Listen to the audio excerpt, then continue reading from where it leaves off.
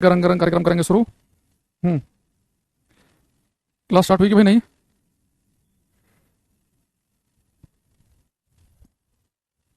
Hello. Aditya, Saurabh, अंकुर शर्मा, नमस्कार। अच्छा, सभी को मैंने बोला था कि मंडे से आपकी जो क्लास रहेगी उसकी टाइमिंग मैंने आपको बताई थी कि मंडे से फ्राइडे आपकी क्लास जो है वो 5 दिन चलेगी। Monday to Friday. और क्लास भी। तो आप उसे कहोगे भाई देखो वेव क्या है। वेव एक डिस्टर्बेंस है, एक हलचल है, एक विक्षोभ है। तो किसी मीडियम में, किसी माध्यम में अगर आपको एक डिस्टर्बेंस दिखाई दे, एक हलचल दिखाई दे, उसे हम वेव कहेंगे। वो कहेगा भैया एग्जांपल बताओ।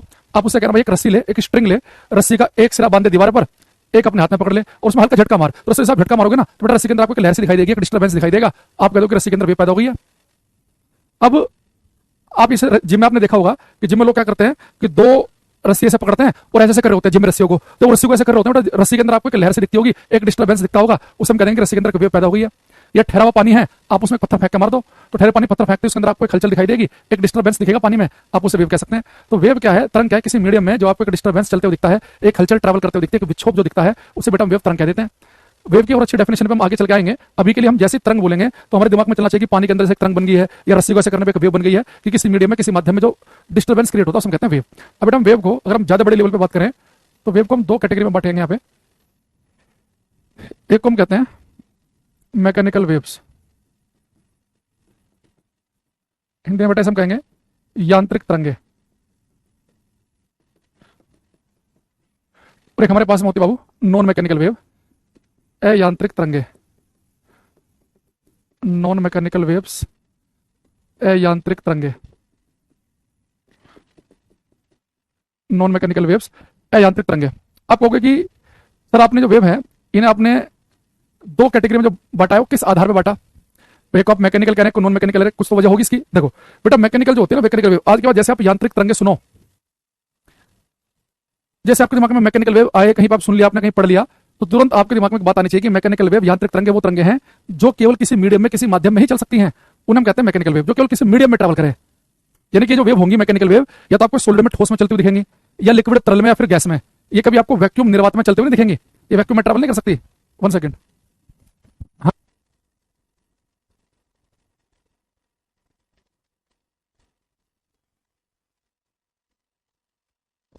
ये वैक्यूम में ट्रैवल नहीं करेंगी। जैसे बेटा इसका बड़ा प्यारा एग्जांपल आपको तुरंत दिमाग में आएगा, इसका बड़ा अच्छा एग्जांपल है साउंड ध्वनि।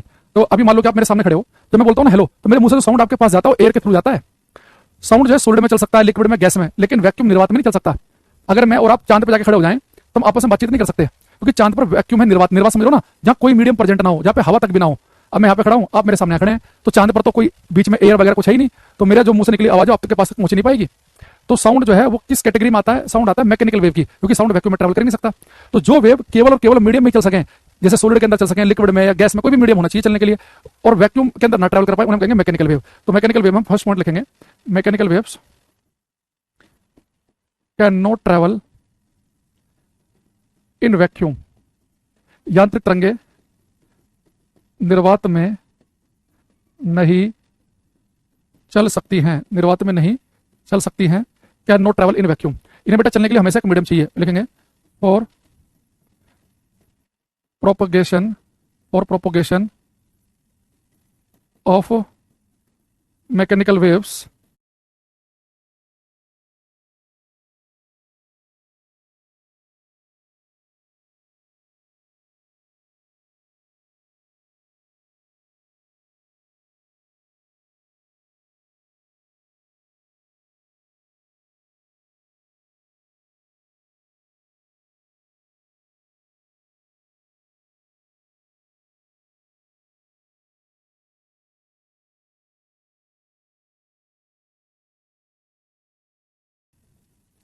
Medium is required. यांत्रिक तरंगों के चलने के लिए, यांत्रिक तरंगों के चलने या संचरण, यांत्रिक तरंगों के चलने के लिए एक माध्यम की आवश्यकता होती है। यांत्रिक तरंगों के चलने के लिए एक माध्यम की आवश्यकता होती है। For propagation of mechanical waves a metal medium is required. यानी कि मैकेनिकल समझते दिमाग में कहना चाहिए मीडियम, यानी कि वो वेव जो मीडियम में ही चलेंगी वो हमारी मैकेनिकल वेव कहलाएंगे, वैक्यूम में ट्रैवल नहीं कर सकती हैं। नॉन मैकेनिकल आप समझ गए होंगे, ठीक इसका उल्टा होगा। नॉन मैकेनिकल वेव कौन से होंगे? जो वैक्यूम में भी चल सकती है। तो नॉन मैकेनिकल वेव लिखेंगे can travel even in vacuum. यांत्रिक तरंगे निर्वात में भी चल सकती हैं। इनका बेटा बड़ा प्यारा एग्जांपल है लाइट, प्रकाश। देखो प्रकाश जो है ना वो वैक्यूम में भी ट्रैवल कर सकता है। भाई सूर्य से प्रकाश चला, सूर्य का प्रकाश अंतरिक्ष से होते होते, अंतरिक्ष में तो निर्वात है, वैक्यूम में खाली जगह है और हमारे पास तक पहुंच रहा है, तो लाइट तो बेटा वैक्यूम में ट्रैवल कर सकती है। चांद के ऊपर प्रकाश पहुंच सकता है सूर्य का, लेकिन साउंड जो है वैक्यूम में ट्रैवल नहीं कर सकता। तो साउंड जो है मैकेनिकल वेव की कैटेगरी में आ जाएगा जब आगे हम पढ़ेंगे, और लाइट जो आ जाएगी नॉन मैकेनिकल वेव की कैटेगरी में आ जाएगी।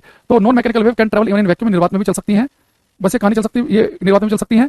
इन्हें चलने के लिए कोई मीडियम हो ही ऐसा जरूरी नहीं है। मीडियम है अच्छी बात नहीं है तो कोई बात नहीं, भाई लाइट है, एयर आ जाए तो भी लाइट चलेगी, पानी आ जाए तो भी चलेगी, कांच आ जाए तो भी चलेगी, ठीक है। तो यहाँ पे लिखेंगे नॉन मैकेनिकल वेव में can travel even in vacuum, निर्वात में भी चल सकते हैं। दूसरा फॉर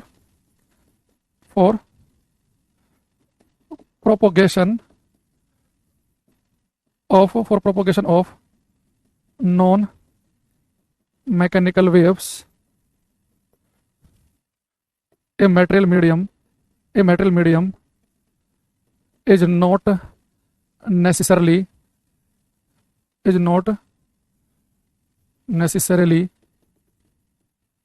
required। हिंदी में लिखेंगे यांत्रिक तरंगों के संचरण के लिए, यांत्रिक तरंगों के चलने के लिए कोई माध्यम हो ही ऐसा आवश्यक नहीं है, मतलब यहाँ तो नेसेसरली मीडियम चाहिए।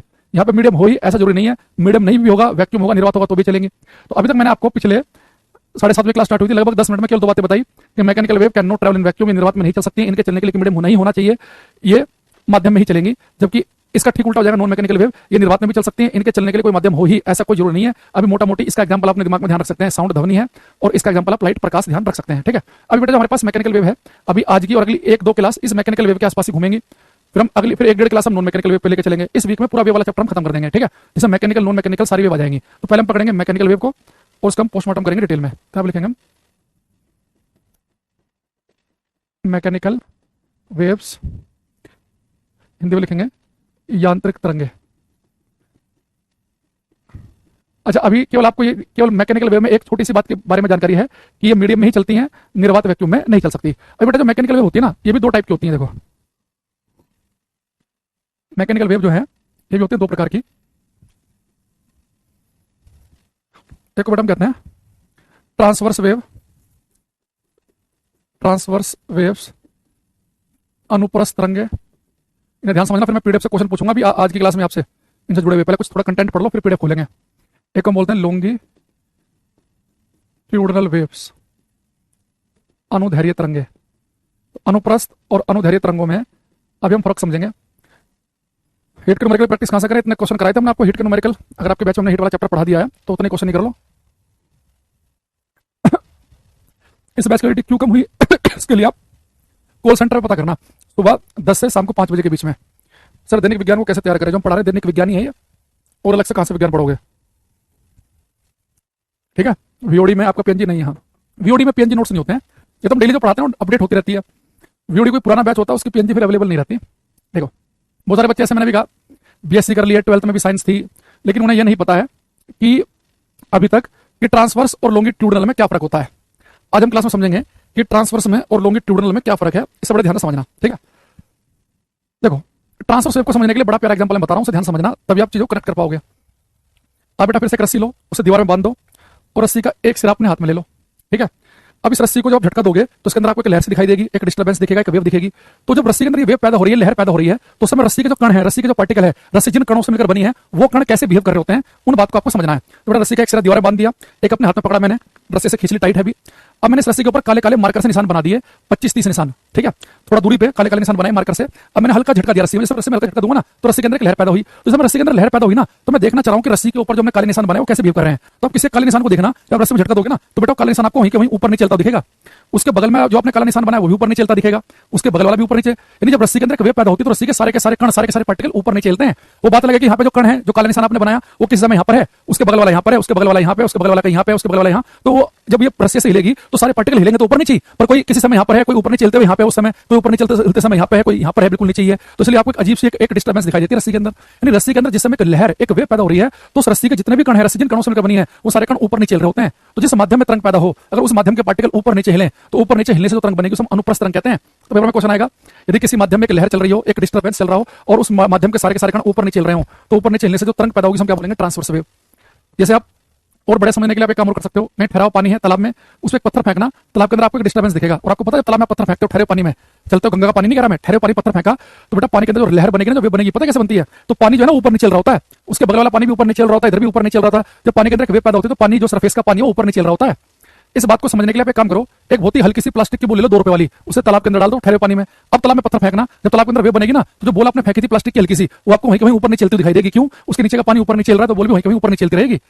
तो जिस मीडियम में वेव बनी, अगर उस मीडियम के पार्टिकल ऊपर नीचे हिले तो बेटा ऊपर नीचे हिलने से जो वेव पैदा होती है हम कहते हैं ट्रांसवर्स वेव। अब इसे थोड़ा टेक्निकल समझते हैं। ये बेटा जो तीर है, एरो, हमारे वेव की दिशा है, वेव डायरेक्शन, ये वेव की डायरेक्शन है। यहाँ पर आपने रस्सी को पकड़ झटका दिया तो आपकी वेव चल रही है, वेव की डायरेक्शन हुई। ठीक, अब यहाँ पर ये बेटा मैंने कुछ निशान बना लिए रस्सी पे। तो बेटा जब रस्सी के अंदर वेव पैदा होती है तो रस्सी के पार्टिकल कैसे, और पार्टिकल हिल रहे हैं ऊपर नीचे, यानी एक्चुअली पार्टिकल कितना एंगल बना रहे हैं, 90 डिग्री का एंगल बना रहे हैं, 90 डिग्री का, 90 का। तो 90 डिग्री कोण बना रहे हैं और 90 डिग्री कोण का मतलब होता है परपेंडिकुलर, लंबवत। तो पेपर में एक्चुअली वो ये बोलेगा कि जिस मीडियम में वेव बन रही है अगर उस मीडियम के पार्टिकल परपेंडिकुलर ऑसिलेट करें, लंबवत दोलन करें, तो जिस माध्यम में तरंग बनी अगर उस माध्यम के कण ऊपर नीचे हिलने का मतलब यह है कि माध्यम कण क्या कर रहे हैं, तरंग की दिशा के लंबवत हिल रहे हैं, परपेंडिकुलर हिल रहे हैं। तो परपेंडिकुलर ऑसिलेट करने से, लंबवत कंपन करने से जो तरंगें पैदा होती हैं उन्हें कहते हैं ट्रांसवर्स वेव। जब भी पेपर में ट्रांसवर्स वेव आएगा तो आपको एक शब्द पकड़ना है, परपेंडिकुलर, लंबवत, कि माध्यम के कण तरंग की दिशा के लंबवत कंपन करने चाहिए। यहाँ पर लिखेंगे हम इन ट्रांसवर्स वेव, इन transverse wave, in transverse waves the particles of medium oscillate perpendicular to the particles of medium oscillate perpendicular to wave direction। Hindi में लिखेंगे अनुप्रस्थ तरंग में, अनुप्रस्थ तरंगों में माध्यम के कण तरंग की दिशा के, अनुप्रस्थ तरंगों में माध्यम के कण तरंग की दिशा के लंबवत कंपन करते हैं। In transverse wave the particles of medium oscillate perpendicular to wave direction. अनुप्रस्थ तरंगों में माध्यम कण तरंग की दिशा के लंबवत कंपन करते हैं। इसका एग्जांपल लिखेंगे आप, वेव्स इन स्ट्रिंग, रस्सी में उत्पन्न तरंगे। एक लिखेंगे waves on the surface of water, जल की सतह पर उत्पन्न तरंगे। हिंदी लिखोगे ना भैया, इतना तो इंग्लिश समझ रहोगे। Waves on the surface of water, जल की सतह पर उत्पन्न तरंगे, और वेव्स इन स्ट्रिंग, रस्सी में उत्पन्न तरंगे। तो रस्सी को हिलाने से तरंगे पैदा होती हैं, ट्रांसवर्स है। पानी पत्थर फेंकने से तरंगे पैदा होंगी, ट्रांसवर्स है, अनुप्रस्थ तरंग है। और अनुप्रस्थ तरंगों में एक शब्द याद रखना है, इस माध्यम के जो कण होते हैं वो तरंग की दिशा के लंबवत कंपन करते हैं, परपेंडिकुलर ऑसिलेट करते हैं। अगर आप इस बात को अच्छे समझ गए हैं तो हमारे लिए लॉन्गिट्यूडनल पढ़ना आसान हो जाएगा। जितनी मेहनत आपने इसमें की है उससे कम करनी पड़ेगी लॉन्गिट्यूडनल में। ठीक है, अब देखो, अब आते हैं बेटा लॉन्गिट्यूडनल अनुदैर्ध्य पे। लॉन्गिट्यूडनल वेव क्या है? जैसे मैं यहाँ पे खड़ा हूं, आप मेरे सामने खड़े हैं, मैंने कहा हेलो, ठीक है, मैंने कहा हेलो, तो बेटा मेरे मुंह से जो साउंड निकल रहा है वो जो आपके पास तक जो साउंड पहुंचता है वो पता कैसे पहुंचता है? मैं हेलो कहता हूं ना तो मेरे मुंह के पास जो एयर के, हवा के पार्टिकल है वो आगे पीछे हिलते हैं। ये धक्का मारेंगे अगले पार्टिकल को एनर्जी देंगे, वो आगे पीछे लेंगे, वो धक्का मारेंगे वालों को, वो एनर्जी देंगे आगे। ऐसे करते करते करते करते करते आपके कान के पास के पार्टिकल आगे पीछे हिलने लगेंगे। तो जिस मीडियम में वेव पैदा हो रही है अगर उस मीडियम के पार्टिकल आगे पीछे हिले तो आगे पीछे हिलने से लॉन्गिट्यूडनल अनुदैर्ध्य तरंगें पैदा होती हैं। जिस मीडियम में वेव पैदा हो रही है अगर पार्टिकल ऊपर नीचे हिलेंगे तो ट्रांसवर्स वेव पैदा होती है, और आगे पीछे हिलने से लॉन्गिट्यूडनल होती है, अनुदैर्ध्य। यहाँ पे लिखेंगे हम, इसमें बेटा क्या होगा, जैसे हमारे पास में ये वेव की डायरेक्शन है, तरंग की दिशा, वेव डायरेक्शन तरंग की दिशा है, और ये वेव जिस मीडियम में पैदा हो रही है अगर उस मीडियम के पार्टिकल ऊपर नीचे ना हिलकर आगे पीछे हिले, आगे पीछे हिलने को हम बोलते हैं बैक एंड फोर्थ, आगे पीछे। जैसे पार्टिकल यहाँ पे अप एंड डाउन हिल रहे थे ऊपर नीचे तो लॉन्गिट्यूडनल में हिलते हैं लेट कर, लॉन्गिट्यूडनल की लेटे हुए आगे पीछे हिलेंगे। ठीक है, अब ये बेटा पार्टिकल हिलते हैं आगे पीछे। अब आपको सोचो ये बेटा वेव की डायरेक्शन है और पार्टिकल आगे पीछे हिल रहा है, यानी कि वेव की डायरेक्शन के पैरेलल हिल रहा है ना, समानांतर। तो अगर आपसे कोई कह दे कि अगर माध्यम के कण तरंग की दिशा के पैरेलल समानांतर तरंग की दिशा में ही आगे पीछे हिलें, तो बेटा वेव की दिशा में ही आगे पीछे हिलने का मतलब है समानांतर कंपन करें, तो अनुदैर्ध्य तरंगें पैदा होंगी लॉन्गिट्यूडिनल, और लंबवत कंपन हो ऊपर नीचे तो ट्रांसवर्स वेव पैदा होती हैं। तो इसमें परपेंडिकुलर शब्द लिखा मिलेगा, यहाँ पर लिखा मिलेगा पैरेलल, या वेव की डायरेक्शन में ही आगे पीछे, या वेव की दिशा के अनुदिश, तरंग की दिशा के अनुदिश, along the wave direction, wave की दिशा में आगे पीछे हिलना या समानांतर हिलना, लॉन्गिट्यूडिनल वेव होती है। तो यहाँ पर लिखेंगे हम इन longitudinal waves, in longitudinal waves the particles of medium oscillate parallel to wave direction। Hindi में लिखेंगे अनुदैर्ध्य तरंगों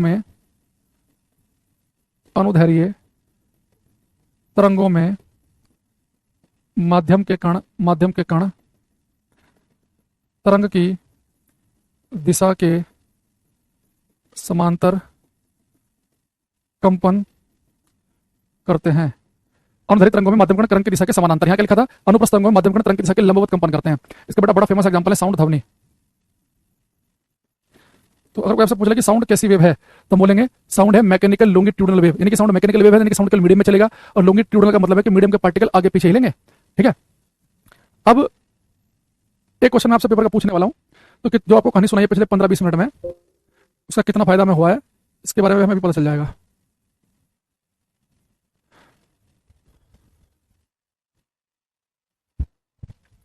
यहां पे देखो,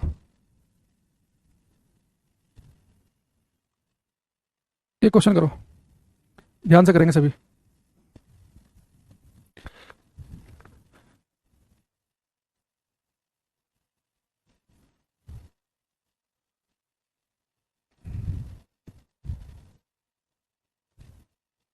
एक और मूर्ख है, एक बच्चा कह रहा है टेलीग्राम ग्रुप में आप जो क्यूज डालते हो वो हिंदी और इंग्लिश दोनों में रखा करो, आप इंग्लिश में रखते हो, हम हिंदी मीडियम से है तो प्रॉब्लम होती है। क्या करें भाई इस बच्चे का, मुर्गा बनाए से 15 मिनट कम से कम। किस दिन हिंदी में नहीं आई है, मैं देख रहा हूँ पिछले कई दिन तो रोज हिंदी इंग्लिश में आ रही है। कोई एक आध क्वेश्चन ऐसा है बीच बीच में जो नहीं है, वो टाइप करने वाले ने कर दिया गड़बड़, हमने तो हिंदी इंग्लिश दोनों में दे रखे हैं। वो छोड़ दे भाई, अगर नहीं आ रही है इंग्लिश तो इतनी, वो जरूरी थोड़े ना सारे क्वेश्चन ही करने हैं। इसने कहा है ऑप्शन सी और डी, देखो सी में कह रहा है if the constituents of the medium, माध्यम के घटक, घटक का मतलब माध्यम, घटक का मतलब माध्यम जिन कणों से मिलकर बना है, कॉन्स्टिट्यूएंट्स का मतलब है माध्यम के कि मीडियम माध्यम जिन कणों से मिलकर बना है, वो कह रहा है कि अगर तरंग संचरण की दिशा में लंबवत दोलन करते हैं तो हम तरंग को अनुदैर्ध्य तरंग कहते हैं। एक में लिख रहा है वो कि if the constituents of the medium oscillate along the direction of wave propagation we call a wave transverse wave. तो बेटा दोनों गलत है ये स्टेटमेंट। ये ऑप्शन क्यों गलत है, क्योंकि आपको पता है कि अगर माध्यम के जो घटक हैं, मीडियम के जो पार्टिकल्स हैं, अगर वो परपेंडिकुलर ऑसिलेट करेंगे, तरंग की दिशा के लंबवत कंपन करेंगे, तो परपेंडिकुलर ऑसिलेशन से तो ट्रांसवर्स वेव पैदा होती हैं, अनुप्रस्थ तरंगें पैदा होती हैं। ये कह रहा है अनुदैर्ध्य, तो गलत हो गया। दूसरे में कह रहा है कि माध्यम कण अगर तरंग की दिशा में ही दोलन करें, तरंग की दिशा में ही ऑसिलेट करें, तो बेटा तरंग की दिशा में ऑसिलेट करने से तो लॉन्गिट्यूडिनल होंगी, ये ट्रांसवर्स कह रहा है, यानी इसने उल्टा कर दिया। तो इसने दो उल्टा कर दिया ये, ठीक है।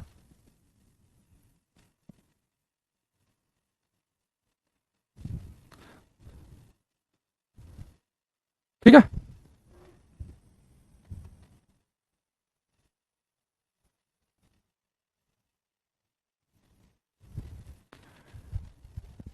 तो यहां पे हमारे पास सी ऑप्शन भी गलत हो गया, डी भी गलत हो गया। तो अब आपको ये अच्छे से बात को पकड़ना है कि ट्रांसवर्स में परपेंडिकुलर लंबवत शब्द होना चाहिए, और लॉन्गिट्यूडिनल में कि वेव की दिशा के पैरेलल समानांतर तरंग की दिशा के अनुदिश, तो क्या होगा हमारे पास लॉन्गिट्यूडिनल वेव होगा। ठीक है, अब यहां से बेटा हम साउंड को पकड़ेंगे। ठीक है, अब इसकी बात करेंगे हम। एक बच्चे को मैं बहुत जल्दी ब्लॉक करने वाला हूं, मैं जैसे मैं कंप्यूटर के पास पहुंचा उसका नंबर आने वाला है, समझ गया होगा कौन है वो। मैं थोड़ा सा आलकस कर रहा हूं 15-20 सेकंड का, कोई क्षण जा रहा है बस उसके भगाने का क्लास से। अब आते हैं साउंड पे। अच्छा, साउंड के बारे में अगर हम पहले पॉइंट की बात करें साउंड की, अगर मैं आपसे कहूं कि भाई साउंड कैसे प्रोड्यूस होता है, साउंड कैसे पैदा होता है, आपके मान लो दिमाग में नहीं भी आ रहा। अगर मैं आपसे कहूं मैं आपको क्लास में पढ़ा रहा होता ऑफलाइन और कहता चलो क्लास में शोर शराबा मचाओ, हुड़दंग मचाओ, पूरी आवाज कर देना, पूरा नॉइज करनी, तो आप क्या करते, आप टेबल को पीटने लगते, आप ऐसे मान लो कि थाली कटोरी कुछ होती चम्मच आपस में पीटना शुरू कर देते। आप ऐसा क्यों करते हो, क्योंकि आपको पता है कि साउंड प्रोड्यूस होता है जब कोई ऑब्जेक्ट वाइब्रेट करता है, कंपन करता है। आपके घर में मान लो ढोलक है, 6 महीने से कोई आवाज नहीं आ रही, लेकिन जैसे आप ढोलक को हिट करते हो, ढप की आवाज क्यों आती है, क्योंकि उसमें ढोलक की जो स्किन है वो वाइब्रेट कर रही होती है, कंपन कर रही होती है। गिटार से 1 साल से कोई आवाज नहीं आ रही, लेकिन जैसे आप गिटार का तार पकड़ के छोड़ोगे आवाज आएगी, टिन, जो टिन की आवाज आएगी ना, तो तार ऐसे कांप रहा होगा, वाइब्रेट कर रहा होगा वो। तो जब हम किसी तार को पकड़ के छोड़ते हैं तो तार वाइब्रेट करने लगता है, ढोलक की स्किन को हल्का सा हिट करते हैं तो ढोलक की स्किन कांपने लगती है, या मैं इवन अभी बोल भी रहा हूं ना तो मेरे गले में वोकल कॉर्ड वाइब्रेट कर रही है, कंपन कर रही है, तो इसलिए साउंड पैदा हो रहा है। तो साउंड प्रोड्यूस होता है वाइब्रेशन से, जब कोई ऑब्जेक्ट कंपन करे उससे। यहां पर लिखेंगे हम first point, sound is produced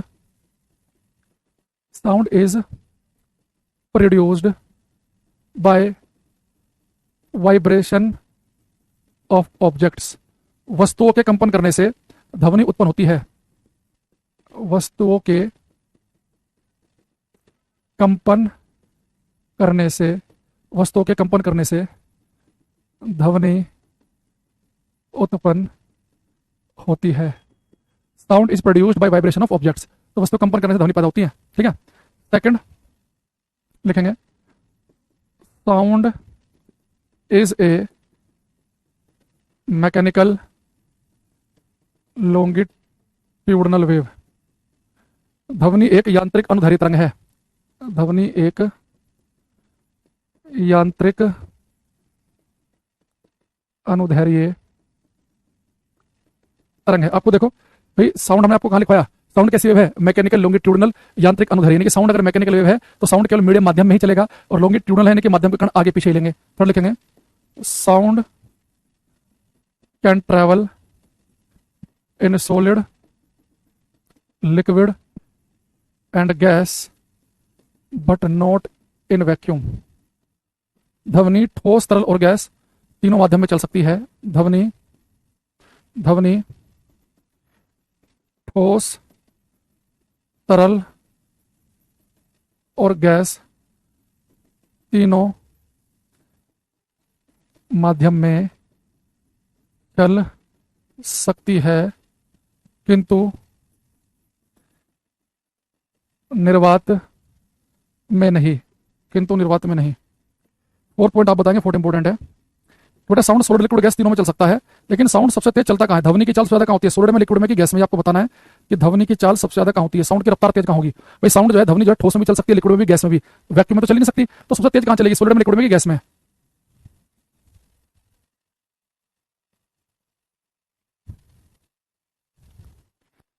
sound जो बेटा, इसकी स्पीड सबसे ज्यादा कहाँ होती है, सॉलिड में, लिक्विड में कि गैस में। साउंड सबसे तेज कहाँ चलता है, हाँ साउंड सबसे तेज चलता है। जैसे हम बता रहे हैं, वानी, ऋषभ, जोधे, पता नहीं क्या लिख रहे हैं, AOLOD, सौरभ, जयदेव, सनी, सोविक, रविंद्रा, बहुत बढ़िया। देखो बेटा, साउंड सबसे तेज चलता है सॉलिड में, ठोसों में, उससे धीरे चलता है लिक्विड, तरल में, सबसे धीरे चलता है गैसों में, और वैक्यूम में तो चल भी नहीं सकता। सॉलिड में हम एग्जांपल ले लेते हैं स्टील का। स्टील में साउंड की स्पीड लगभग होती है, लगभग लिख लो चलो 5600 मीटर पर सेकंड के आसपास की होती है। लिक्विड में एग्जांपल ले लो वाटर का, वाटर में 1500 के आसपास की स्पीड होती है साउंड की। और गैस में एग्जांपल ले लो एयर का, एयर में होती है 343। ये मैं 22 डिग्री टेम्परेचर पर ले रहा हूँ, वरना आप 332 भी लिख सकते हैं एयर में, 0 डिग्री सेल्सियस पे। ठीक है, तो साउंड सबसे तेज चलता है सॉलिड में। जैसे स्टील में लगभग 5600 है, वाटर में कम होगी, देखो 1500 के आसपास ही रह गई, और एयर में तो और कम होगी, 340 के आसपास ही रह गई। एयर में कई बार आपको किताबों में 332 लिखी मिलेगी साउंड की स्पीड पर, 0 डिग्री सेल्सियस पे है। 340 लिखी मिलेगी, 20 डिग्री सेल्सियस पे है, 22 पे 343 के आसपास होती है। ठीक है, तो साउंड तेज कहाँ चलता है, सॉलिड में, फिर लिक्विड में, फिर गैस में। इसी चीज को हम, ये जो क्वेश्चन मैंने आपको बताया, ये क्वेश्चन आपको कई बार अलग अलग तरीके से लिखा मिलेगा। ये क्वेश्चन देखो कैसे कैसे मिलता है, देखना। क्वेश्चन आएगा, speed of sound is maximum, ध्वनि की चाल अधिकतम होती है। ऑप्शन आपको ऐसे ऐसे मिलेंगे। अब अभी कोई बच्चा कमेंट नहीं करेगा, बताऊंगा कमेंट कैसे करना है। 4 क्वेश्चन लिखूंगा मैं, चारों का जो आंसर है वो एक ही ऑप्शन में लिखना है। ठीक है, चारों का कोमा लगा के पहले क्वेश्चन देखना पूरा।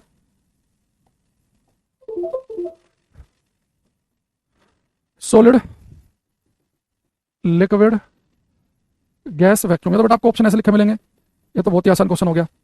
ये आपको पेपर में ऐसे ऑप्शन मिलेंगे, air, water, steel,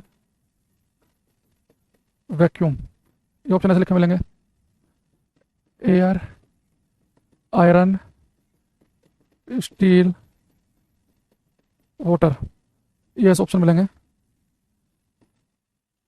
iron, gold, aluminium, air. But आपको एक ही कमेंट में कोमा लगा के लिखना है कि आंसर क्या होंगे। मान लो पहले ऑप्शन का आंसर दे रहे हो ए, इसका मान लो दे रहे हो बी, इसका दे रहे हो सी, तो ऐसे लगाओ कोमा लगाओ, A comma B comma C comma D, ऐसे लिख के बताओ। आपको बताना है कि किस वाले केस में आप किस पट्टी लगा के आते हैं पेपर में। करो ये बच्चा कह रहा वाइब्रेशन रेजोनेंस में क्या फर्क है, ऐसा पूछा कि भैंस में और कुत्ते में क्या फर्क है। दोनों बिल्कुल अलग चीज है। कुछ वाइब्रेट करना यानी कि अपने मीन पोजीशन मध्यावस्था के आगे पीछे हिलना, वाइब्रेट करना अलग चीज होती है। रेजोनेंस अनुनाद अलग चीज है। कोई चीज, कोई भी ऑब्जेक्ट जो है ना, उसके नेचुरल फ्रीक्वेंसी के साथ वाइब्रेट करता है, और मान लो कि कोई बाहर से कोई और किसी और फ्रीक्वेंसी से उसकी फ्रीक्वेंसी मैच कर जाए तो रेजोनेंस की कंडीशन आ जाती है, वो अलग चीज है। पहले जो पूछा गया इसका आंसर दो सभी, वानी, राजीव, सौरभ, रविंद्रा, जयदेव, कुछ आंसर हमारे पास में आ रहे हैं लगातार।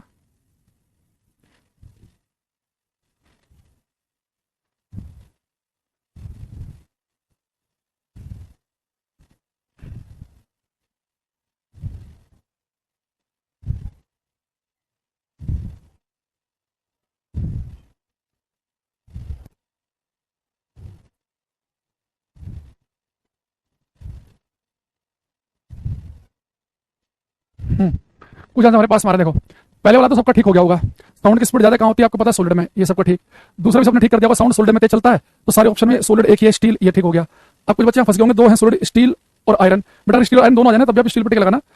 स्टील में साउंड की स्पीड हल्के से ज्यादा आयरन से, इसमें लगभग होती है 5500, इसमें होती है 5560 के आसपास, जैसे मैंने 5600 लिख दिया था पीछे, तो 5500 5550 या 5560, थोड़ी सा फर्क है, 50 60 का ही। स्टील, बेटा स्टील क्या होता है, स्टील में आयरन तो होता ही है, साथ में कार्बन और होता है, तो स्टील में। अब यहाँ पे हमारे पास है आयरन, गोल्ड, एल्यूमिनियम। अब मेरे पास में यहाँ पे आयरन, गोल्ड, एल्यूमिनियम तीन सोलिड है, किस पे टिक लगाएं? तो नॉर्मली पेपर में आपके ऐसे ही होगा कि एक ही ऑप्शन सोलिड वाला होगा, एक ही ऑप्शन, जैसे यहाँ पे लिखा हुआ है स्टील, बाकी ऑप्शन लिक्विड गैस वाले होंगे। लेकिन अगर कभी ऐसी बदतमीजी पेपर में हो जाए कि आपको दो तीन ऑप्शन सोलिड वाले मिल जाएं, तो फिर हम किस पे टिक लगाएंगे मैं बताऊंगा। वैसे इस क्वेश्चन का आंसर है एल्यूमिनियम। देखो इसके लिए बेटा आपको थोड़ी सी केमिस्ट्री का यूज करना पड़ेगा। जैसे मैंने यहाँ पे लिखा Fe लोहा, एल्यूमिनियम और गोल्ड का सिंबल होता है Au। बेटा अगर आपको पेपर में सारी ऑप्शन सोलिड वाले मिल जाएं या सारे के सारी गैस वाले मिल जाएं, तो आप कैसे टिक लगाओगे पेपर में, इस बात को ध्यान से समझना। इसके लिए समझो कि बेटा साउंड की स्पीड अब उस सोलिड में, साउंड तो सोलिड में तेज चलता है, सारे ऑप्शन सोलिड के हैं, अब सोलिड में भी किस पे टिक लगाएं? बेटा साउंड की स्पीड सोलिड में ज्यादा होती है, अब मैं टिक उस पर लगाऊंगा इनमें से जिसकी डेंसिटी, जिसका घनत्व सबसे कम होगा। जिसकी डेंसिटी कम होगी उसमें साउंड की स्पीड ज्यादा होगी। बहुत सारे लोग बच्चों को गलत पढ़ा देते हैं, कह देते हैं भाई साहब साउंड की स्पीड तो डेंसिटी घनत्व बढ़ने से बढ़ जाती है। उसका एग्जांपल भी देते हैं कि देखो सोलिड में साउंड तेज चलता है, लिक्विड में धीरे, गैस में धीरे, सबसे धीरे, तो सोलिड की डेंसिटी ज्यादा होती है, घनत्व ज्यादा, इसलिए तेज चल रहा नहीं। साउंड सोलिड में तेज ज्यादा चलता है उसकी स्टिफनेस, कठोरता की वजह से। साउंड की जो स्पीड है ना, दो मेन फैक्टर पर डिपेंड करती है। एक तो कोई पदार्थ जितना कठोर होगा साउंड उसमें नहीं तेज चलेगा, तो कठोरता बढ़ने पर साउंड की स्पीड बढ़ती है। तो सोलिड तो बहुत कठोर है, उनकी शकल बदलना आसान नहीं है। लिक्विड की शकल बदलना आसान है, हल्का से हाथ मार दो पानी हिल जाएगा, और एयर में तो फूकी मार दो तो सारी गैसें हिल जाएंगी। तो साउंड तेज चलता है जो मटेरियल ज्यादा स्टिफ कठोर हो, उसके बाद जिसकी कठोरता कम है उसमें धीरे चलेगा, जो बहुत ही कम कठोर है उसमें और धीरे चलेगा। लेकिन अगर सारे ऑप्शन सोलिड के हो तो फिर जिसकी डेंसिटी कम है उसमें तेज चलता है। जैसे कि गैसों में अगर आप देखो, हाइड्रोजन गैस की डेंसिटी घनत्व सबसे कम होता है, हाइड्रोजन गैस में साउंड की स्पीड 1200 के आसपास है, जबकि नाइट्रोजन और ऑक्सीजन की डेंसिटी हाइड्रोजन से ज्यादा है और उनमें स्पीड केवल 300 के आसपास ही है। तो जैसे जैसे डेंसिटी बढ़ती है तो स्पीड कम होने लगती है, तो डेंसिटी बढ़ने साउंड की स्पीड घटती है। अब इन तीनों में जिसकी डेंसिटी सबसे कम होगी उसमें साउंड तेज चलेगा। अब डेंसिटी किसकी कम होगी किसकी ज्यादा होगी कैसे पता चले, उसके लिए आप इनके एटॉमिक नंबर, परमाणु क्रमांक लिख लो। तो केमिस्ट्री में आपने पढ़ा हुआ लोहे का परमाणु क्रमांक होता है 26, एल्यूमिनियम का 13 और गोल्ड का होता है 79। बस हमारा काम हो गया। अब जिसका भी एटॉमिक नंबर, परमाणु क्रमांक ज्यादा है, तो बेटा हमारी आवर्त सारणी में, पीरियोडिक टेबल में सारे एलिमेंट ऐसे सेट हैं कि जिसका एटॉमिक नंबर, परमाणु क्रमांक ज्यादा है उसकी डेंसिटी ज्यादा है। तो गोल्ड की डेंसिटी इन सब में सबसे ज्यादा है, चाहे लोहा लो, एल्यूमिनियम लो, चाहे ये लो, इनमें गोल्ड की डेंसिटी ज्यादा मात्रा में है, तो गोल्ड अगर ज्यादा डेंस है तो इसमें साउंड की स्पीड धीरे होगी। एल्यूमिनियम का एटॉमिक नंबर, परमाणु क्रमांक कम है, तो इसमें जो एल्यूमिनियम है उसकी डेंसिटी सबसे कम है, तो एल्यूमिनियम में साउंड की स्पीड ज्यादा होगी, क्योंकि डेंसिटी जिसकी भी कम होगी, जिसका घनत्व कम होगा, उसमें साउंड की स्पीड ज्यादा आएगी। ध्वनि की चाल क्या आएगी, ज्यादा। तो इसलिए मैंने क्या किया, यहाँ पे लिखा कि एल्यूमिनियम में साउंड की स्पीड ज्यादा है, क्योंकि मुझे देखते ही पता चल रहा था कि 26, 79, 13, तो जिसके अभी कम रहेगी उसमें साउंड की स्पीड ज्यादा आएगी। तो हम दो बातें लिखेंगे अभी क्लास में। क्या लिखेंगे, stiffness effect on speed of sound, ध्वनि की चाल पर कठोरता का प्रभाव, ध्वनि की चाल पर कठोरता का प्रभाव, stiffness effect on speed of sound. तो आप लिखेंगे, नहीं जरूरी नहीं, अगर 23 में पढ़ चुके हो तो फिर क्या करना, पहले पढ़ चुके हो तो एक ही बात है, कोई रोज रोज थोड़ी ना फिजिक्स बदल जाएगी। तो लिखेंगे ध्वनि चाल बेटा कठोरता का क्या प्रभाव है, तो लिखेंगे हम स्टिफनेस, कठोरता बढ़ने से,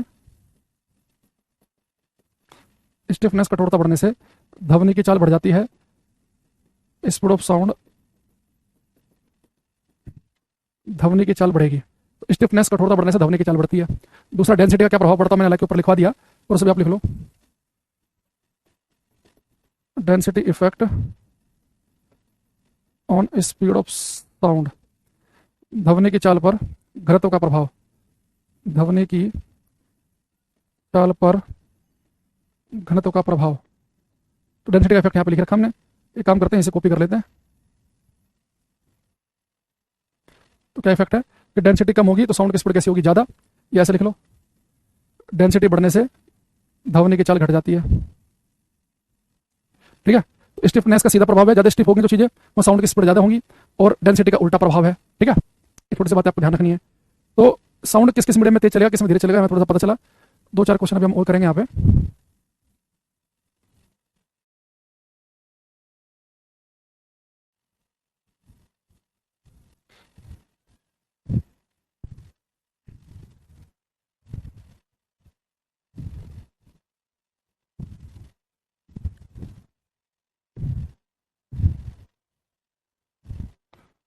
इसमें तो नहीं, चलो जो लग रहा, क्वेश्चन नंबर 6,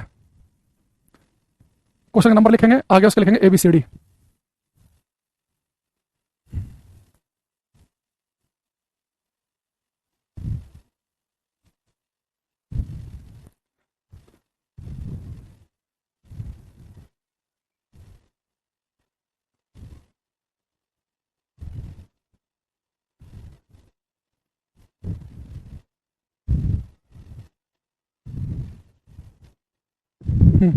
सौरभ, सनी, पंकज, आदित्य कुछ आंसर आ रहे हैं। इसलिए लिखा है sound wave is which type. तो बेटा साउंड किस टाइप की वेव है? तुमने बताया साउंड आपको मैकेनिकल वेव है, और मैकेनिकल में कौन से लॉन्गिट्यूडनल, अनुप्रस्थ नहीं है, लॉन्गिट्यूडनल है, अनुदैर्घ्य। तो इसमें आप इसे टिक मत लगा देना बी और सी पे, खाली मैकेनिकल वेव। ये लॉन्गिट्यूडनल अनुदैर्घ्य तरंग है।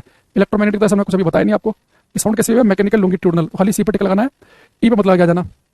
Sound wave can not pass above, ध्वनि तरंगें किससे होकर नहीं गुजर सकती। तो लिख रहा है कि सॉलिड लिक्विड का मिक्सचर, एक आइडियल गैस, आदर्श गैस, एक लिक्विड गैस मिक्सचर, एक परफेक्ट वैक्यूम। तो आपको बताइए साउंड जो है वैक्यूम से ट्रेवल नहीं कर सकता। इसमें टाइम नहीं खराब करेंगे हम। क्वेश्चन नंबर 8 जो है आप बताएंगे ध्यान से। आदित्य, राजीव, कौशव, करो ये। सोविक,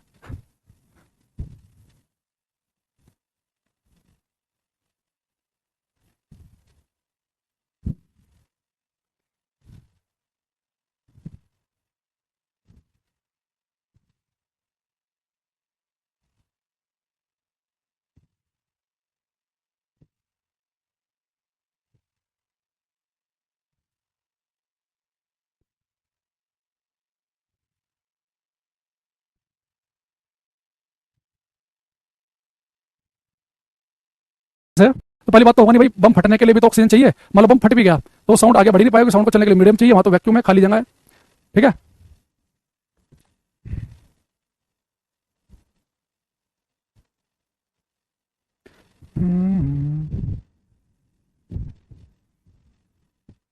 बाकी जो है उसके थोड़ा सा और पढ़ना पड़ेगा अभी। अब यहाँ पे देखना,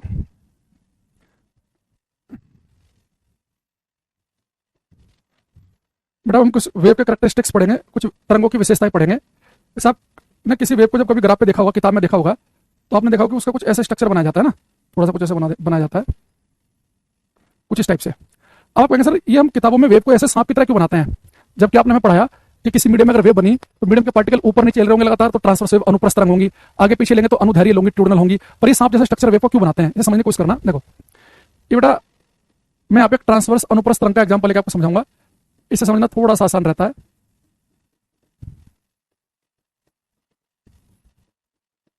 देखो बेटा कोई ट्रांसवर्स वेव अनुप्रस्थ तरंग कैसे बनती है, आपने रस्सी ली, रस्सी में झटका मारा तो मैंने कहा कि रस्सी के पार्टिकल ऊपर नीचे हिलेंगे। मान लो आपने रस्सी की वजह से पकड़ रखी है, तो रस्सी के पार्टिकल्स यहाँ पर हैं, इसे हम कहेंगे मीन पोजीशन माध्य अवस्था। जब पार्टिकल अपने मीन पोजीशन माध्य अवस्था के ऊपर नीचे जाएंगे तो उनके ऊपर नीचे हिलने से तरंग पैदा होगी। और वो जो तरंग बनेगी पार्टिकल के ऊपर नीचे हिलने से, उसे ऐसा क्यों बनाया जा रहा है, समझने की कोशिश करना। देखो ये बेटा अभी यहाँ पे जो येलो लाइन है, ये बीच वाली, ये पार्टिकल की मीन पोजीशन है, यहाँ पे पार्टिकल अपनी है ना, इसे मैं ग्रीन से बना देता हूँ। ये पार्टिकल की मीन पोजीशन है। जब आप रस्सी में झटका दोगे तो पार्टिकल ऊपर नीचे हिलेगा अपनी मीन पोजीशन के, तभी यहाँ पर है बेटा पार्टिकल जब ऊपर नीचे हिलेगा, ये मीन पोजीशन के ऊपर नीचे, तो पार्टिकल क्या करेगा, ऊपर जाएगा जाएगा जाएगा, वापस वहीं आएगा, फिर नीचे जाके वापस वहीं आएगा, तभी तो एक ऑसिलेशन, एक दोलन पूरा होगा। तो एक दोलन में ऊपर वाला हिस्सा भी कवर होना चाहिए, नीचे वाला भी कवर होना चाहिए। तो बेटा आपको पता क्या बता रहा है, ये पार्टिकल यहाँ पे आपका पार्टिकल थोड़ा ऊपर गया, इसकी पोजीशन थोड़ी बड़ी, थोड़ा और ऊपर गया, और एक मैक्सिमम हाइट तक आपका पार्टिकल गया, पार्टिकल यहाँ तक ऊपर जा रहा है, फिर वापस वहीं आ जाएगा। ये पार्टिकल आपका नीचे आ रहा है, वापस वहीं आ गया। देखो पहले पार्टिकल ये मत सोचना कि पार्टिकल कहीं और चला गया, बेटा यहाँ पे जो एक्स एक्सिस है इस पर टाइम है, केवल आपको बता रहा है कि टाइम बदल रहा है। भाई पार्टिकल अभी यहाँ पर था 12:12 पे, अब 12:12 1 सेकंड पे यहाँ पहुंचा, 12:12 2 सेकंड पे यहाँ, 12:12 3 सेकंड पे यहाँ, 12:12 4 सेकंड पे यहाँ, 12:12 5 सेकंड पे, 12:12 6 सेकंड पे यहाँ। तो बस केवल पार्टिकल वहीं तो आ गया, पर टाइम तो बदलेगा भाई, पार्टिकल यहाँ से आ जाएगा, समय तो बदल ही जाएगा। ये केवल टाइम बता रहा है कि टाइम यहाँ पे मान लो कि 12:12 1 सेकंड था, यहाँ 12:12 6 सेकंड है। अच्छा अब पार्टिकल बेटा आपको ऊपर गया, वहीं आ गया, अब नीचे की तरफ जाएगा, तो गहराई तक नीचे जाएगा जाएगा जाएगा, फिर वापस ऊपर की तरफ आएगा, वापस वहीं आ जाएगा। तो पार्टिकल आपका जहां पर था, देखो यहाँ पे वाई पे लिखा है पोजीशन, उसकी पोजीशन, उसकी स्थिति नहीं बदल रही, उसकी पोजीशन पहले जो थी वही है, बाद में वही है, ये बिल्कुल पोजीशन वही है, बस ये केवल जो अलग अलग डॉट देख रहे हो टाइम चेंज हो रहा है। यानी कि जब कोई वेव बनती है तो पार्टिकल क्या करता है, पार्टिकल अपनी मीन पोजीशन माध्य अवस्था के ऊपर नीचे चल रहा होता है, उसे अपनी मीन पोजीशन से ऊपर जाएगा, वापस वहीं आ जाएगा, नीचे जाएगा वापस वहीं आ जाएगा, बस लगातार ऐसे वाइब्रेट करता रहेगा, बस समय लगातार बदलेगा। भाई यहाँ पे टाइम कुछ हो रहा है, जब ऊपर जाएगा कुछ समय और लगेगा, वापस वहीं आ रहा है, यहाँ पे फिर गया फिर वापस आया, तो समय बदल रहा है। तो ये जो आपको दिखा रहा है ना ऊपर वाला नीचे वाला हिस्सा, ये पार्टिकल की पोजीशन के बारे में बता रहा है कि पार्टिकल की पोजीशन धीरे धीरे बढ़ती है, वापस पार्टिकल वहीं आएगा, फिर नीचे आएगा, वापस वहीं आएगा। तो ये वाई पे इधर पोजीशन है और इधर यहाँ पे टाइम लिखा है। तो ये मेरे पास जो एक ऊपर वाला हिस्सा नीचे वाला हिस्सा, एक कंप्लीट ऑसिलेशन को, एक कंप्लीट दोलन को बता रहा है कि एक दोलन पार्टिकल का जब होगा तो समय के साथ उसकी पोजीशन कैसे बदलेगी। आप इस ग्राफ को ऐसे नहीं बना सकते कि पार्टिकल की पोजीशन हाई और नीचे सीधे, क्योंकि पार्टिकल सीधे जंप करके ऊपर नहीं जाता, ना सीधे जंप करके नीचे आता, वो धीरे धीरे ऊपर जा रहा है, वापस वहीं नीचे आ रहा है, वापस वहीं, इसलिए ऐसा बनाया गया ये। अब जब ये बताइए हमारे पास में ये एक कंप्लीट ऑसिलेशन को दिखा रहा है, एक ऑसिलेशन को, तो पार्टिकल तो लगातार ऑसिलेट करते रहते हैं, इसलिए हम इसे कंटिन्यूस फॉर्म में दिखा देते हैं कि पार्टिकल लगातार ऑसिलेट कर रहा है। कि किसी वेव का जब स्ट्रक्चर आज के बाद आपके सामने आए तो उसमें ये मत सोचना कि वेव का मतलब कि पार्टिकल ऐसे चल रहे हैं सांप की तरह। पार्टिकल तो वहीं कहीं ऊपर नहीं चल रहा है, पर उसका वो ऊपर जा रहा है, नीचे आ रहा है, फिर वापस नीचे आके ऊपर आ रहा है। तो उस ऑसिलेशन को हमने कुछ ऐसे रिप्रेजेंट किया है। अच्छा, मेरे पास बेटा एक वेव है। इस वेव में आप कहीं पर भी दो पॉइंट ले लो जो बिल्कुल सेम फेज वाले हों।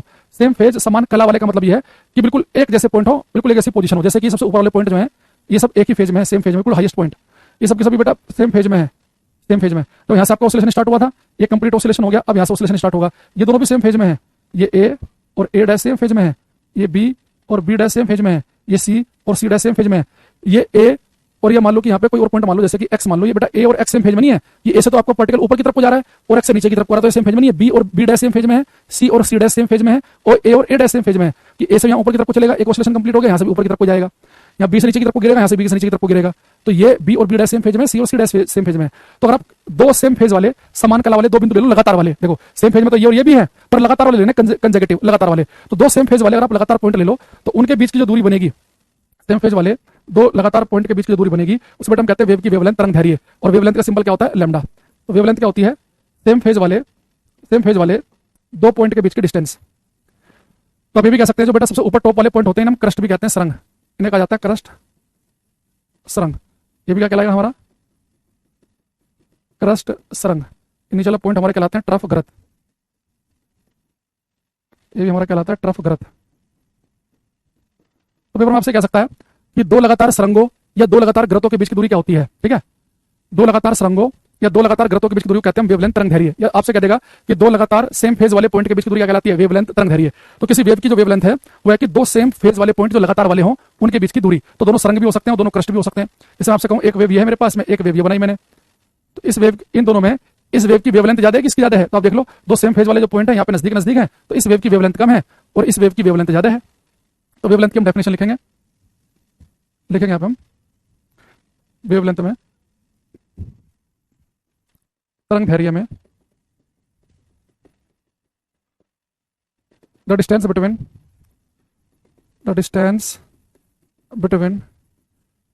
टू कंसेक्यूटिव क्रस्ट और ट्रफ्स इज कॉल्ड वेवलेंथ। दो लगातार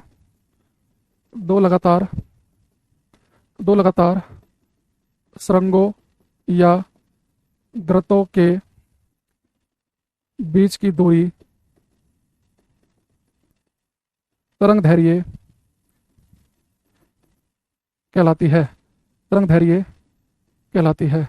दो लगातार सरंगों या ग्रतों के बीच की दूरी तरंग दैर्घ्य कहलाती है। The distance between two consecutive crust और टर्फ्स इज कॉल्ड वेवलेंथ। ठीक है, अच्छा वेवलेंथ का बेटा सिंबल तो आपको पता है लैम्डा होता है। तो मैं आपसे बोलूं कि वेवलेंथ की एसआई यूनिट क्या होती है? इंटरनेशनल सिस्टम में इसकी क्या यूनिट यूज की जाती है? वेवलेंथ का एसआई मात्रक बताओ। तो वेवलेंथ क्या है? दो लगातार क्रस्ट या दो लगातार ट्रफ के बीच की दूरी। तो बेटा दोनों सेम फेज वाले पॉइंट बचे, दोनों ही क्रस्ट या दोनों ही ट्रफ के जो बीच की दूरी होगी वो कहलाएगी वेवलेंथ, तरंग दैर्घ्य। इसका एसआई यूनिट क्या होगी बेटा? तो वेवलेंथ क्या है? दो लगातार सरंगों ग्रतों के बीच की दूरी, और दूरी की यूनिट क्या होती है? मीटर। तो इसकी एसआई यूनिट बनेगी मीटर। हालांकि आप दूरी को सेंटीमीटर, मिलीमीटर, एंगस्ट्रोम में भी नाप सकते हैं, पर इसकी अगर एसआई यूनिट आए पेपर में तो आपने क्या बतानी है? एसआई यूनिट बताएंगे मीटर। ठीक है, अच्छा अब यहां से एक दो पॉइंट और देखने आप हमें।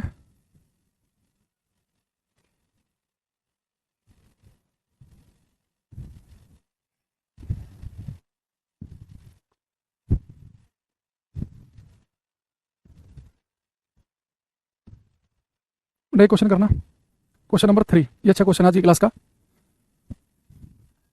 करो ये।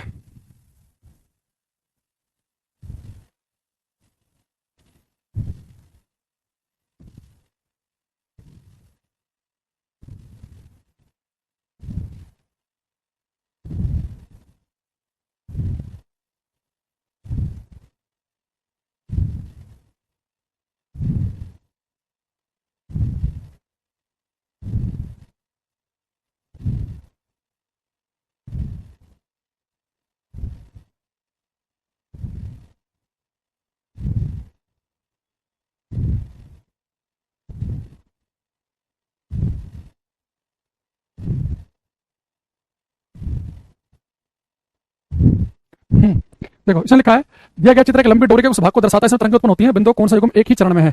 तो कौन सा एक ही चरण में है आपको बताना है, दोनों को सेमी फेज में कौन से हैं। देखो आपको सर ये सी और के तो आसान है, ये तो दोनों सेमी फेज में है, सी और के, ठीक है। तो सी के साथ में के आना चाहिए, तो सी के साथ में लिखा है जी, तो बिल्कुल गलत है, बिल्कुल टॉप वाला है सी, जी नीचे वाला है, तो बिल्कुल गलत हो गया, ठीक है। अच्छा अब मैं देखना, ये बेटा जो ए है यहाँ से ये वेव चली, ये ऊपर की तरफ को जा रहा है ए से, ये कंप्लीट ऑसिलेशन हो गया। अब यहाँ से ऊपर की तरफ को चलेंगे तो ये ए और आई सेम फेज में होंगे, ए और आई, तो ए के साथ में आई आना चाहिए भाई, ए और ई तो हो नहीं सकते, भाई ए से तो वेव ऊपर की तरफ को बढ़ रही है, ई से नीचे की तरफ को आ रही है। और मैंने डायग्राम में आपको बताया भी था कि भाई ए और ए डैश सेम फेज में, बताया था ना, मैंने एक्स लिखा था, मैंने कहा था कि एक्स सेम फेज में नहीं है, क्योंकि यहाँ से तो आप ऊपर की तरफ जा रहे हैं, ई से तो नीचे की तरफ को गिरेंगे। अच्छा ये देखो यहाँ से थोड़ा सा ऊपर आप गए, ए से बी ऊपर की तरफ को बढ़ रहे हैं, यहाँ से आई से ऊपर है जे, ये बी और जे है सेम फेज में, तो बी और जे है सेम फेज में। डी से आप नीचे की तरफ उतर रहे हैं, इधर के से नीचे की तरफ डी और एल सेम फेज में है, तो डी के साथ में एल आना चाहिए, ठीक है। तो बी देखो ये बेटा डी और जे मत बोल देना, देखो यहाँ से आप जाओगे तो डी से तो आप नीचे की तरफ गिरोगे, और जे से आप जा रहे ऊपर की तरफ, डी से नीचे गिर रहे हैं, जे से ऊपर जा रहे हैं, दोनों सेम फेज में कैसे हो जाएंगे, तो बी और जे सेम फेज में है, ये बी ऑप्शन इसका करेक्ट आंसर है। और ये करवाया कभी, बताइए बातें तब हालत है तुम्हारी ऐसी, कहीं गलत कर दी तब भी। क्वेश्चन नंबर 1 किस प्रकार की तरंगों में कंपन तरंग की दिशा के समानांतर चलती हैं, in which type of waves do vibration move parallel. बेटा ये हम कई बार क्लास में जिक्र कर चुके हैं आज कि पैरेलल वाइब्रेशन जो होते हैं वो किस में होते हैं, लॉन्गिट्यूडनल वेव में, अनुदैर्घ्य तरंगों में, ठीक है, अनुदैर्घ्य में। एक ही transverse wave can not propagate, कि ट्रांसवर्स वेव अनुप्रस्थ तरंग नहीं चल सकती, जो मैं आपको बताना भूल गया, 6वां क्वेश्चन आ गया। बेटा हमने पढ़ा था क्लास में कि मैकेनिकल वेव दो टाइप की होती है, ट्रांसवर्स और लॉन्गिट्यूडनल। याद रखना बेटा जो ट्रांसवर्स वेव है ये केवल या तो सॉलिड में चल सकती है, ठोसों में, या किसी तरल की सरफेस पे, जैसे कि wave on the surface of water, तो जल की जो सतह पर तरंगें ये केवल सॉलिड में चलेंगी, लिक्विड में भी अगर चलेंगे तो केवल सरफेस पे, लिक्विड के अंदर नहीं। तो ट्रांसवर्स वेव चलती है सॉलिड में, और कहां चलती हैं, on the surface of liquid, तरल की सतह पर। जो मैकेनिकल ट्रांसवर्स वेव की बात कर रहा हूं मैं, मैकेनिकल ट्रांसवर्स वेव तो ठोसों में चलेंगी या तरल की सतह पर, लेकिन जो बेटा मैकेनिकल लॉन्गिट्यूडनल वेव है ये सॉलिड, लिक्विड, गैस तीनों में चल सकती हैं, सॉलिड, लिक्विड, गैस तीनों में, ये तीनों में चल सकती हैं, सॉलिड में भी, लिक्विड में भी और गैस में भी, ठीक है। अब जैसे क्वेश्चन अगर आप कर सकते हो, क्वेश्चन नंबर 2 कि ट्रांसवर्स वेव कैन प्रोपोगेट, अब करो ये, सुखविंदर, राजीव गिरी, सौविक, जोयदेव, सौरभ, करो ये।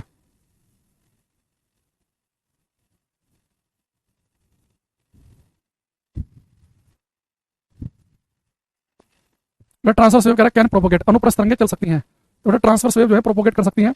ये मैंने कहा था तो सॉलिड में चलेंगे, लिक्विड की सरफेस पे, गैस में तो चल नहीं सकती है, कह रहा बोथ इन गैस में चल नहीं सकती, note in gas but in metal, सही है, तो इसका आंसर बनेगा सी ऑप्शन, सेकंड का सी। बहुत बढ़िया लिखा, वानी ने, सौरभ ने, सौविक, आदिल, रजा, बहुत बढ़िया, सुखविंदर, करो इसे। अच्छा तो बेटा वेव हमें पता चल गया कि वेवलेंथ की डेफिनेशन क्या थी, कि दो सेम फेज वाले, दो समान कला वाले, दो क्रस्ट या ट्रफ के बीच की दूरी क्या लगेगी, हमारी वेवलेंथ। अब लिखेंगे यहाँ पे हम फ्रीक्वेंसी, आवृत्ति,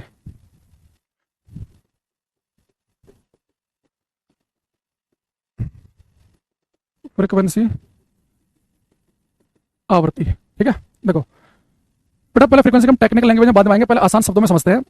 आसान भाषा में प्रत्येक सेकंड, पर सेकंड कोई भी काम हो रहा हो उसे आप फ्रीक्वेंसी कह दो। आपके सर के ऊपर एक पंखा होगा, और ये पंखा 1 सेकंड में 2 चक्कर पूरे कर लेता है, आप कह दो कि इसके घूमने की फ्रीक्वेंसी है 2 चक्कर पर सेकंड। मेरे हाथ में एक मार्कर है, और ये मार्कर 1 सेकंड में 5 वाइब्रेशन पूरे कर लेता है, तो आप बोल सकते हो कि इसकी फ्रीक्वेंसी है 5 वाइब्रेशन पर सेकंड। तो प्रत्येक सेकंड कोई भी काम हो उस हम फ्रीक्वेंसी, उस हम आवृत्ति कहते हैं। प्रत्येक सेकंड कोई भी काम होगा फ्रीक्वेंसी कहलाएगा, पर सेकंड। अब एक मीडियम में बेटा वेव बनी, अगर ट्रांसवर्स वेव है तो मीडियम के पार्टिकल ऊपर नहीं चल रहे होंगे, लॉन्गिट्यूडनल है, अनुदैर्घ्य तो आगे पीछे चल रहे होंगे। तो जिस मीडियम में वेव पैदा हुई उस मीडियम के पार्टिकल प्रत्येक सेकंड जितने वाइब्रेशन पूरे करेंगे, ट्रांसवर्स वेव में तो बस ऊपर नीचे, लॉन्गिट्यूडनल में आगे पीछे, तो 1 सेकंड में जितने भी वाइब्रेशन किए जाएंगे माध्यम के कणों के द्वारा, हम फ्रीक्वेंसी, आवृत्ति कहते हैं। तो फ्रीक्वेंसी क्या होती है, the number of oscillations by the particles of medium in पर सेकंड, माध्यम के कणों के द्वारा प्रत्येक सेकंड दोनों की संख्या। अगर मैं 1 सेकंड में 5 रसगुल्ले खा जाता हूं तो मेरे रसगुल्ले खाने की फ्रीक्वेंसी 5। अगर मैं 1 सेकंड में आपके कान पे 4 थप्पड़ मार दूं, आप कहेंगे गुरुजी की थप्पड़ मारने की फ्रीक्वेंसी है 4, 1 सेकंड में 4 थप्पड़ चिपका देते हैं, तो पर सेकंड कोई भी काम वही फ्रीक्वेंसी है। तो लिखेंगे फ्रीक्वेंसी में the number of oscillations, the number of oscillations bye particles of medium in पर सेकंड इज कॉल्ड फ्रीक्वेंसी। माध्यम के कणों के द्वारा, माध्यम के कणों के द्वारा, माध्यम के कणों के द्वारा प्रत्येक सेकंड दोलनों की संख्या, प्रत्येक सेकंड दोलनों की संख्या आवृत्ति कहलाती है। माध्यम कणों के द्वारा प्रत्येक सेकंड दोलनों की संख्या आवृत्ति कहलाती है, प्रत्येक सेकंड, ठीक है। इसकी ऐसा यूनिट क्या होगी फ्रीक्वेंसी की, हर्ट्ज, सिंबल होता है एच जेड। बेटा हर्ट्ज तक साइंटिस्ट का नाम है, तो एक हर्ट्ज का मतलब याद रखना क्या होता है, एक हर्ट्ज का होता है 1/सेकंड, यानी कि पर सेकंड। जो फ्रीक्वेंसी की एक्चुअल में जो यूनिट थी ना वो पर सेकंड यानी कि 1/सेकंड ही थी, लेकिन बाद में हमने हर्ट्स को सम्मान देने के लिए पर सेकंड की जगह हर्ट्स यूज करने लगे। और ये दिमाग में रखना कि फ्रीक्वेंसी यूनिट होती है हर्ट्स, और हर्ट्स का मतलब होता है 1/सेकंड, है ना, पर सेकंड। अब मैंने आपसे एक क्वेश्चन पूछा था आज, जिसका मैंने आपको सीओडी ऑप्शन तो दिखा दिए थे, है ना, अगर आपको ध्यान आ रहा हो, कि जिसमें वो कह रहा था कि परपेंडिकुलर में लॉन्गिट्यूडनल वेव है तो ऑप्शन गलत हो गया था, वेव की दिशा में अगर कंपन है तो ट्रांसवर्स अनुप्रस्थ कह रहा था, ऑप्शन गलत हो गया था। तो उसी क्वेश्चन का ए और बी देखो। अब बताओ ए और बी में कौन सा ठीक है।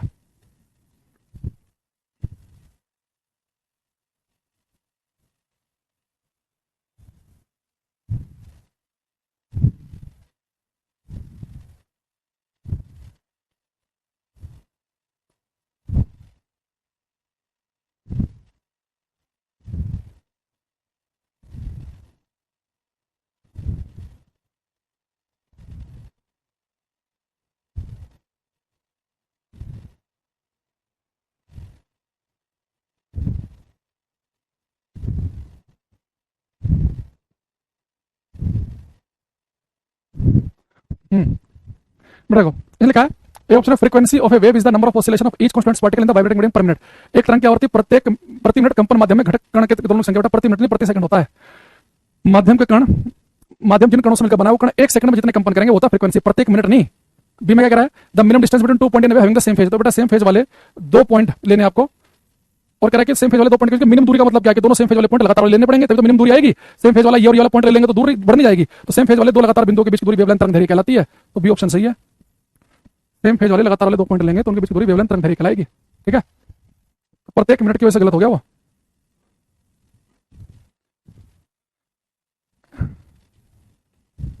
एक क्वेश्चन करना ध्यान से।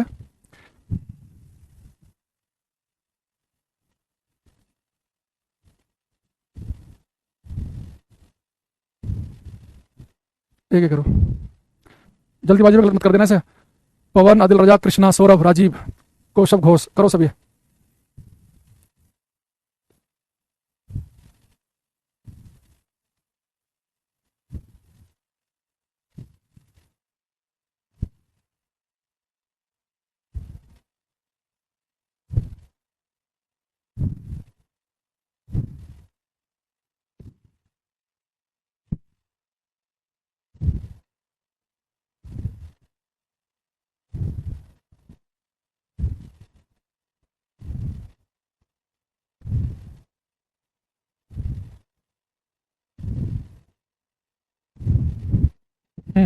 देखो इसने लिखा है what is the distance between crust and conjunctive trough. बेटा इसने डिस्टेंस पूछी है एक अनुप्रस्थ तरंग में एक सरंग और गर्त के बीच की दूरी। बेटा डिस्टेंस पूछी इसने क्रस्ट और ट्रफ के बीच की, तो क्रस्ट और ट्रफ सेम फेज में थोड़ी ना होते हैं। क्रस्ट ये ट्रफ ये इनके बीच की दूरी आप वेवलेंथ पर टिक मत लगा देना। देखो दो लगातार क्रस्ट के बीच की दूरी होती है वेवलेंथ, दो लगातार ट्रफ के बीच की दूरी होती है वेवलेंथ, लेकिन एक क्रस्ट और एक ट्रफ के जो बीच की दूरी बनेगी ना वेवलेंथ की आधी बनेगी, half of wavelength. C option ठीक है इसका। हाँ तरंगदैर्घ्य का आधा। तो पेपर में दो लगातार क्रस्ट के बीच की दूरी आए या दो लगातार ट्रफ, क्रस्ट क्रस्ट यानी कि same phase, trough trough same phase, तो वेवलेंथ बनेगा के बीच की दूरी होगी वेवलेंथ। लेकिन एक क्रस्ट एक ट्रफ का है या ट्रफ क्रस्ट का है तो इनके बीच की दूरी होती है वेवलेंथ की हाफ। ठीक है, तो बाकी कल देखेंगे, वरना बहुत ज्यादा हो जाएगा, कहीं ऐसा हो कि ओवरफ्लो करने लग जाए, है ना। तो आज के लिए इतना ही रखते हैं, बाकी डेली क्लास होनी है।